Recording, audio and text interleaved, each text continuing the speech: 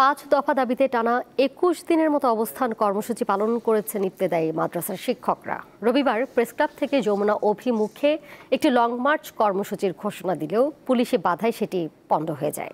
পরে সচিবালয় শিক্ষক প্রতিনিধিদের সাথে বৈঠকে কারিগরি ও মাদ্রাসা শিক্ষা বিভাগের সচিব জানান, আগামীকাল সকালে এমপিওর ফাইলে স্বাক্ষর করা হবে।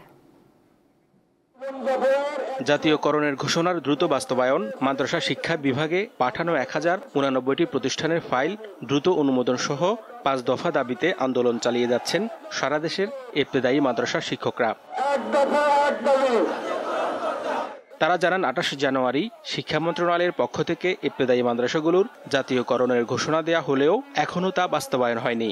বিগত সরকারগুলো আশ্বাস দিয়েছিল, বাজেট করেছিল, কিন্তু আমাদের প্রতিষ্ঠানগুলো এমপিওভুক্তও করে নাই। এই সরকার 28 জানুয়ারি আমাদেরকে জাতীয়করণ করার জন্য একটা ঘোষণা দিয়েছিল, সেই ঘোষণা বাস্তবায়ন আজ পর্যন্ত হচ্ছে না। তারা বলেন, বিভিন্ন অজুহাতে চাকরি জাতীয়করণের প্রক্রিয়া আটকে রাখা হয়েছে।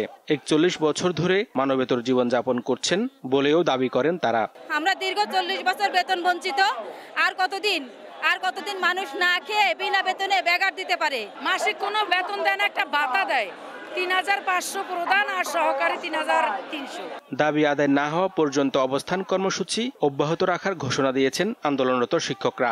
জাতীয়করণের ঘোষণা লিখিত আকারে আমাদের হাতে, আমাদের সচিবদের হাতে প্রেরণ করুন। ওরা আমাদের সাথে তাল বাহানা এবং প্রতারণা করতেছে। আমাদের দাবি একটাই, আমরা জাতীয়করণ চাই। আমরা জাতীয়করণ নিয়ে আমরা বাসায় ফিরবো। দুপুর 2টায় শিক্ষকরা প্রেস ক্লাব থেকে যমুনা অভিমুখে লং মার্চের কর্মসূচি ঘোষণা করলেও পুলিশি বাধায় সেটি পণ্ড হয়ে যায়। পরে সচিবালয়ে কারিগরি ও মাদ্রাসা শিক্ষা বিভাগের সচিবের সাথে বৈঠক করে শিক্ষক নেতারা। বৈঠকে সোমবার সকালের মধ্যে এমপিওর ফাইলে স্বাক্ষরের আশ্বাস দেন তিনি, কিন্তু প্রত্যাশা পূরণ না হওয়ায় কর্মসূচি চালিয়ে যাওয়ার ঘোষণা দেন শিক্ষক নেতারা। হেদায়েতুল্লাহ সীমান্ত, দীপ্ত সংবাদ, ঢাকা।